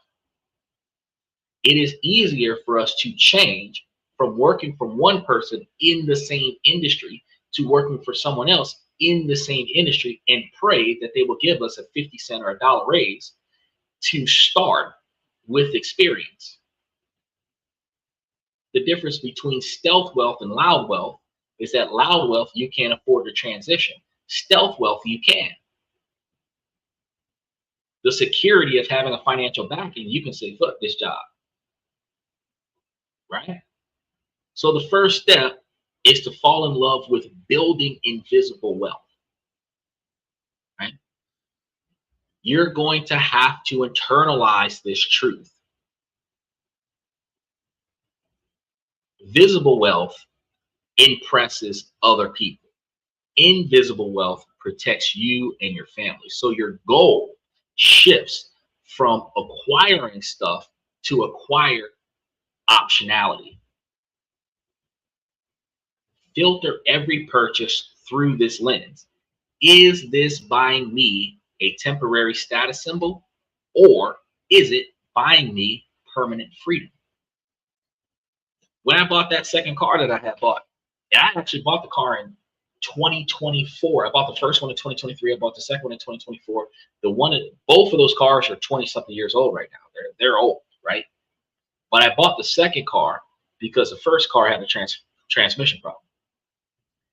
I still drive the second car today. The first car I drove when I put the second car in the shop because of a power steering problem.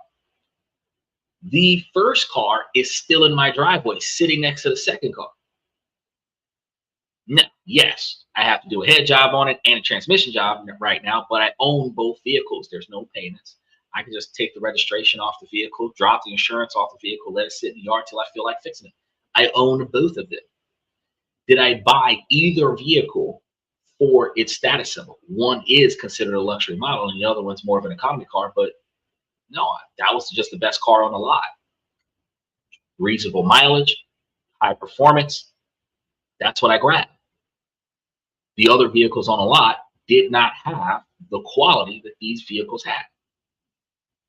So I did an excellent job with collecting what I wanted to collect, not because I wanted the status symbol, because I wanted the performance, because I wanted the convenience, because I wanted the dependability.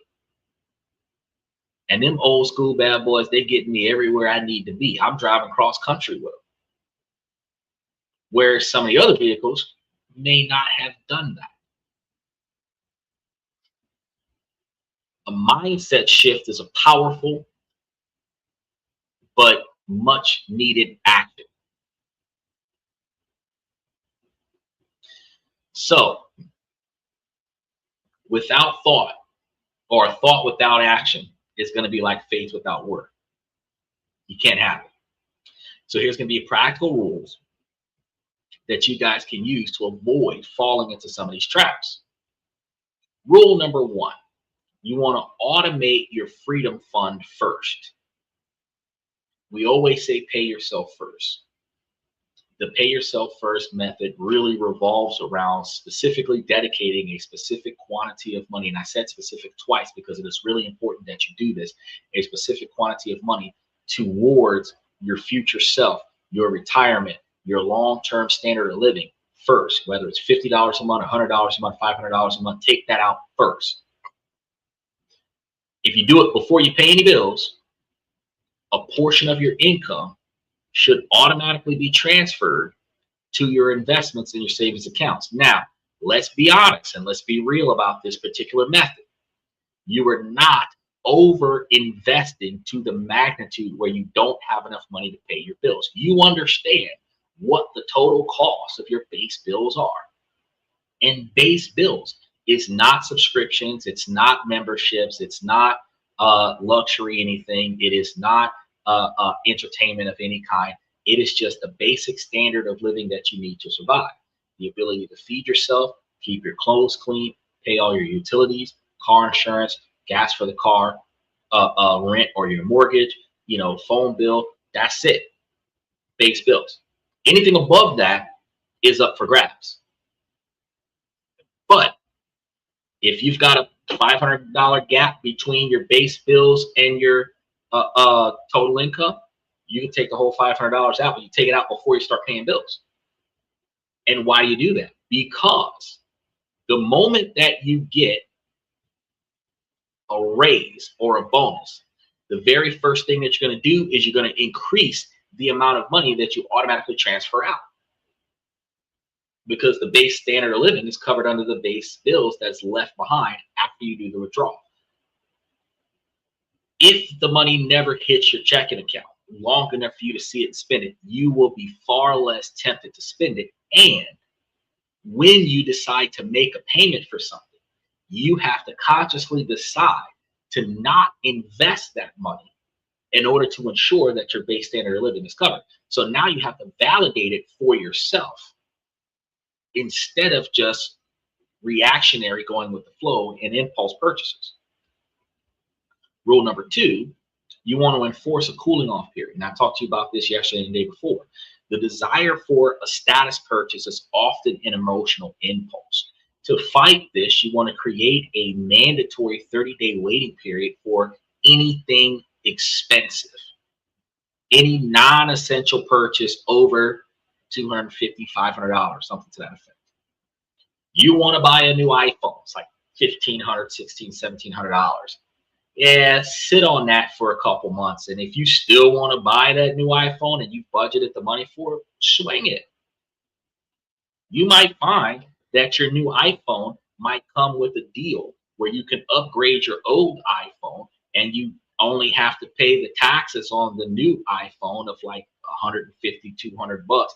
And then they give you a rebate that pays your monthly membership fee for the iPhone for the next 18 to 24 months. Sure. Catch it on a special. But don't just run out there and go and get it because they said new release. Y'all see what they're doing with GTA 6, right? Shit, I was always on the next GTA 6, but when they said no disc, I was like, shit, I'm probably gonna miss that. Because the one thing you're not about to do is sell me a membership fee to play solo on this console. That's not going to work for me. It would have been a fantastic thing if they would have sold you the original disc and then they would have had you do like DLCs and online gameplay and added stuff for the thing over time where they don't have to release a GTA 7.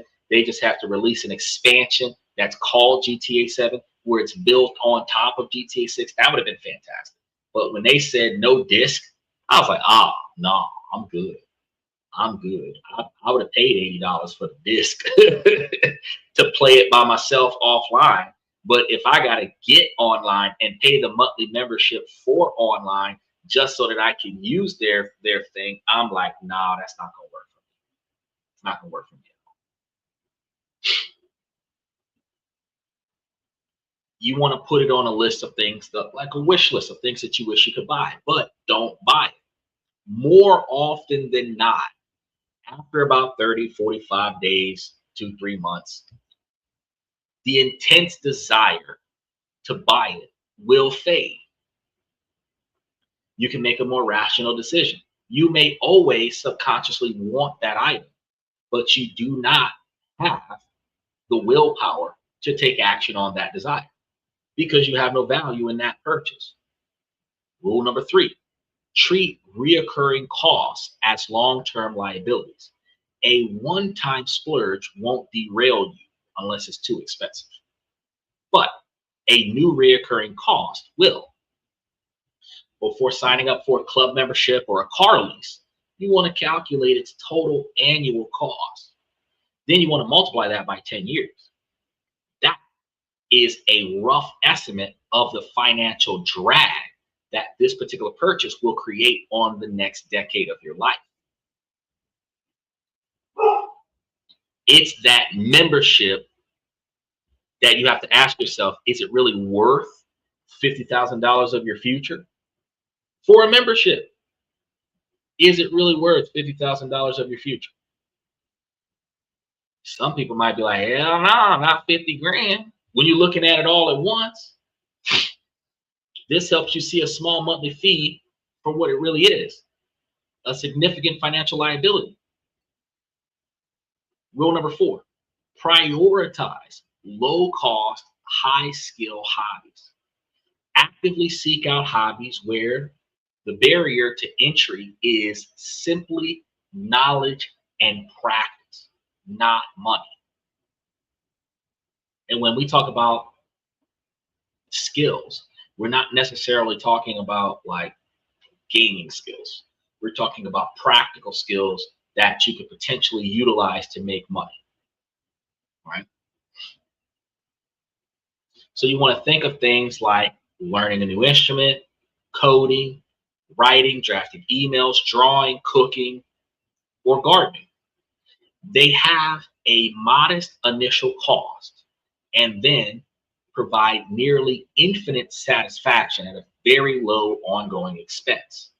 Because take, for example, if you learn how to cook, if you don't cook and you're eating TV dinners all the time, you're eating fast food takeout all the time, then you start learning how to cook where you can cook more nutritious meals. You can spread the meals out over several days. You can start taking $100 worth of food and spreading it across 7 days instead of having $100 worth of food last you for 3. Instead of having $15 a meal at a fast food restaurant, you start having $4 a plate at the house. Or even better, $2 a plate with 2 plates a meal at the house, where you're actually full when you get up from the dinner table instead of still being hungry when you get up from the dinner table.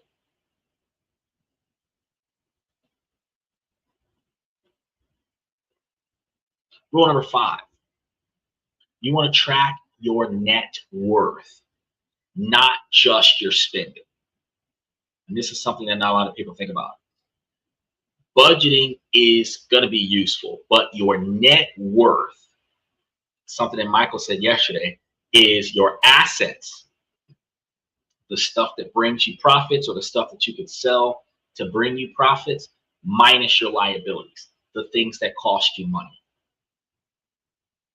is the ultimate measure of financial health. That's something that you got to think about, your net worth. So when you think about like MC Hammer went bankrupt back in the 90s, but he's valued at $5 million right now because the quantity of stuff and reoccurring capital that he has coming in right now is at the magnitude of, after he pays off all of his debts, he still has about $5 million worth of assets accessible to him. So he's not broke, he's just rich broke. You want to track that number every month. When your primary goal becomes making that number go up, you're naturally becoming more skeptical of large purchases that make that number go down. So say, for example, my homeboy said he wanted to be a millionaire. Fantastic thought process. But in wanting to be a millionaire, you would have to spend more time not buying stupid things and less time hanging out with people that want to encourage you to spend more money. Then redirect all of the extra money that you're not spending into other things. He texts $20 in the comment section. It doesn't work that way. You actually have to put the $20 in there. Then he did the $2. It doesn't work there either. You still got to put the $2 onto the thing. So you'd have to throw like $2 worth of the diamonds or gems or whatever it is that they have of the currency on TikTok in there in order for it to be on the show. But I appreciate you texting that amount. It does not substitute the actual cash transaction, though, which, if you find this information valuable, you probably should. But I would also tell you that the membership over on the YouTube side of the platform is actually like, I think, $5 a month, $4 or $5 a month. So you would get way more out of the monthly membership than what you would throwing me $10 a day. But you want to throw me $10 a day, just note the platform takes half of it. I'm just gonna be real. Now, if the conversation about hidden traps in our financial lives is resonating with you guys, you want to make sure that you subscribe to the channel. And I'm gonna have a question with you guys, and I want to make sure that you guys leave a comment in the comment section. I want you to share one hobby that you found that brings you immense joy or peace without breaking the bank. It needs to be an appropriate one, because I know that I see a lot of y'all reckless over on TikTok side of things. Y'all be throwing something in the comment that be trying to get you canceled before it gets me canceled. I want to create a resource for the community to find fulfilling hobbies that builds us up instead of tearing us down financially. So your suggestions could genuinely help someone else discover a whole new passion. So today we began with the image of a cage, a comfortable, expensive cage built with the rewards of our own success. It's a powerful metaphor because the trap doesn't feel like a prison. The bars are gilded, the amenities luxurious. From the outside, it looks like a castle, but a cage is still a cage. The great irony is when you're looking at rich hobby traps, this is going to be when you use the money that should be buying your freedom to purchasing more sophisticated obligations. We earn more, and instead of feeling lighter, we feel heavier, constrained by the lifestyle that we now have to maintain. Escaping this cycle doesn't require a vow of poverty. It doesn't need to be that way. It requires a declaration of independence. It's the realization that true wealth is about what your money can buy. Instead, what can it create? It should be creating options for you. It should be able to create resilience for you. It should be able to create the freedom to say no to the things that don't matter or devalue you so that you can say a resounding yes to the things that do matter and do value you. Make enough on this show and I make enough doing the things that I do where I can literally say no to somebody offering me a few $100s to make me look like a fool.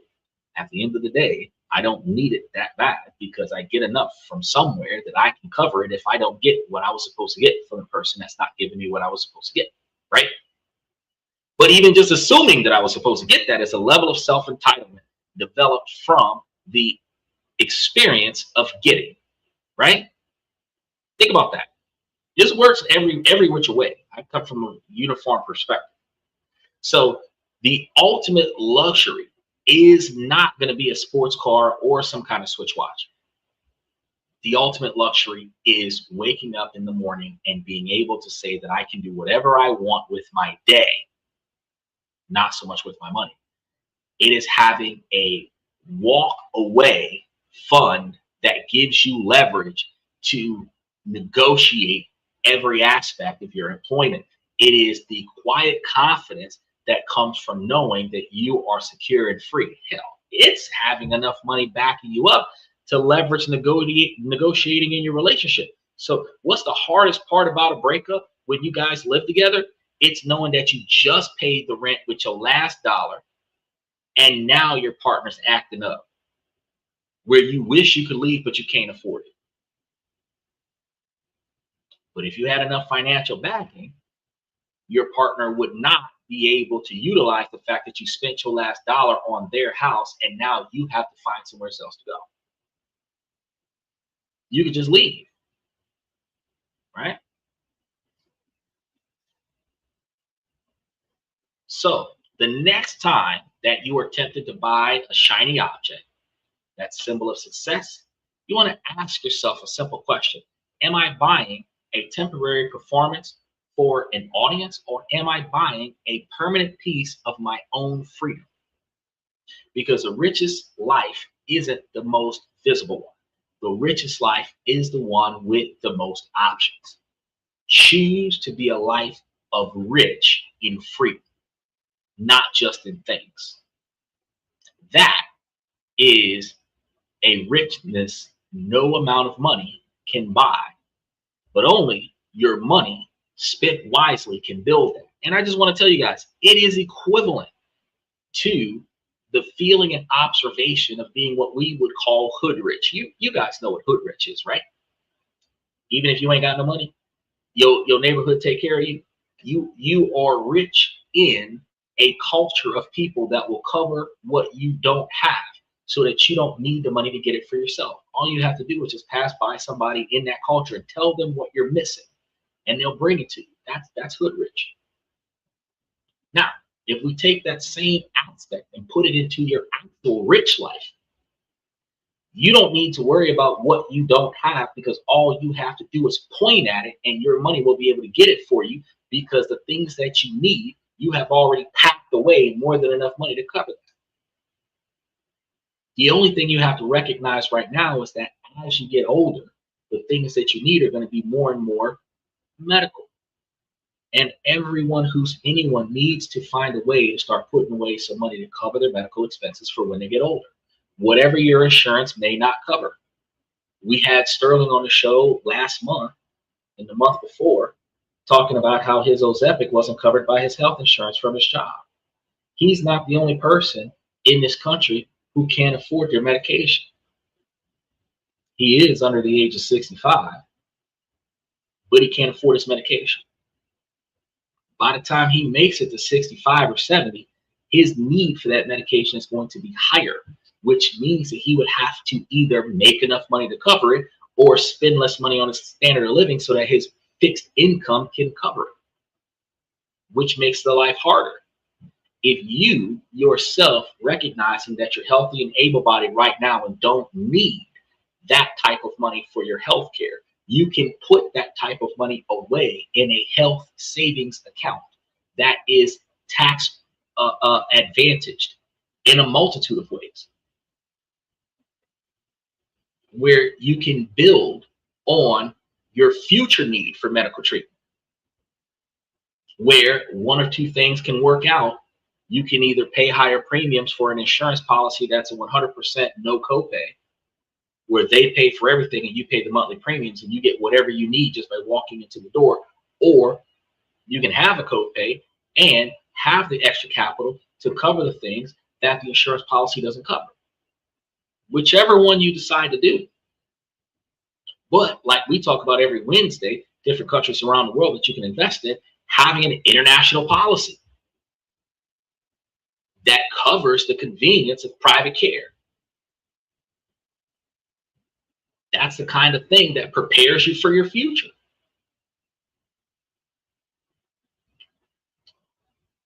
And I'm just being real, like a lot of the times we don't think about this until it is time. But if you start putting money away for it right now, just like when I told you guys about if I had kids, I'd be teaching them how to invest in their prom at the first grade. If you're putting money away for 12 years, from kindergarten till senior prom, by the time you get to senior prom, you should have plenty of money for your prom. You should have plenty of money for your first car. If you're taking your senior prom money and putting it on your first car freshman year, like, you know, the sacrifice of getting a car now is going to take away from whatever you're going to do for prom later, but at least teaching them the ability to value what you're getting for yourself now and then appreciating what you did later.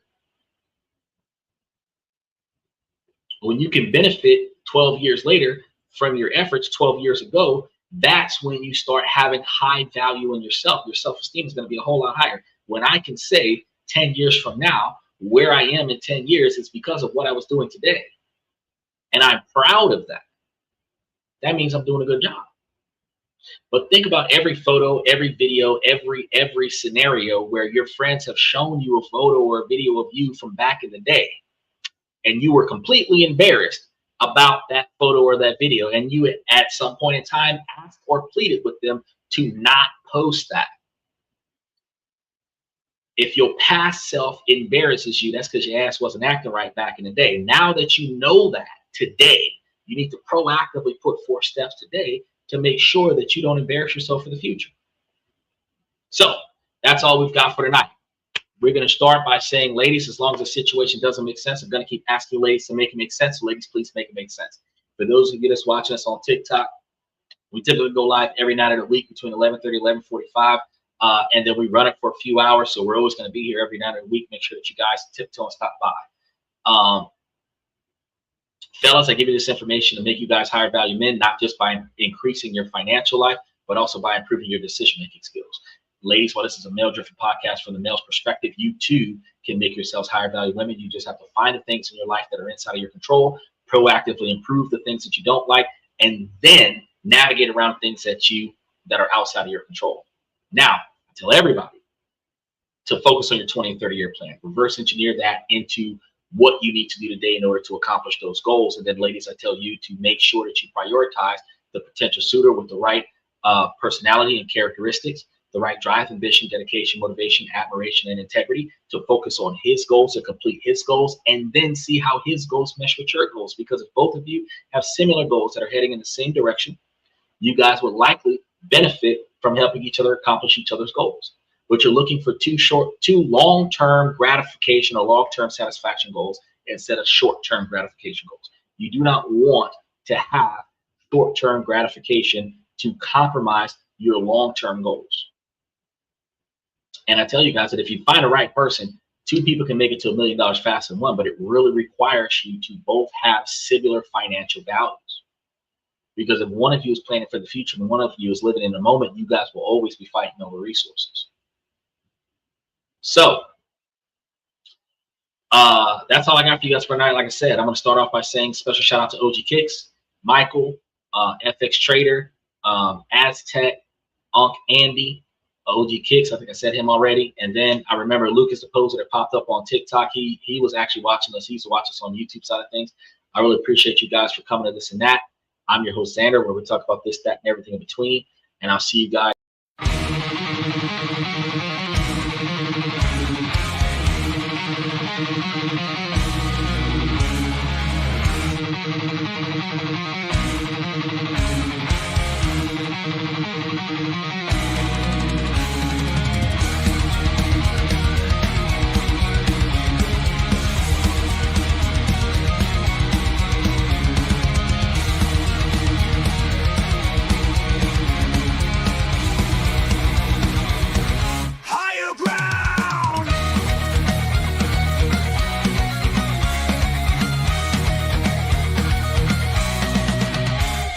Chase validation, now I validate myself. Building inner strength, putting doubt upon the shelf. No more unnecessary drama, no more wasted time. Climbing higher, constantly making my own climb.